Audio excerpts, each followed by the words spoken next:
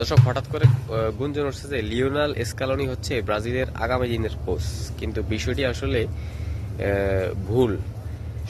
Spanish সাংবাদিকরা Lionel স্ক্যালোনির একটি সাক্ষাৎকার নেন এবং বিষয়টি তাকে জিজ্ঞেস করেন। তিনি বলেন যে এই বিষয় নিয়ে গুঞ্জন উঠছে, সেটা আমার কানেও এসেছে, কিন্তু আমাকে আজ পর্যন্ত কেউ ফোন করেনি। যদি আমাকে কেউ ফোন করে বা এই ধরনের অফার দেয়, আমি আসলে এই বিষয়ে আগ্রহী না, আর আমি না বলে দিব।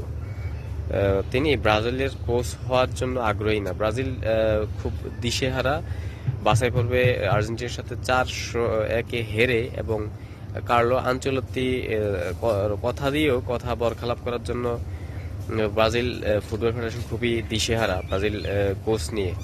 তো এই জন্যই লিওনেল স্ক্যালোনির নাম উঠে, কিন্তু বিষয়টি আসলে ভুল ধারণা। এটি লিওনেল স্ক্যালোনি নিজেও ক্লিয়ার করে দেন সাংবাদিকদের কাছে। দর্শক, আমাদের ভিডিওগুলো ভালো লাগলে আমাদের ফেসবুক পেজটি ফলো দিয়ে দিবেন এবং ইউটিউব চ্যানেলটি সাবস্ক্রাইব করে দিবেন।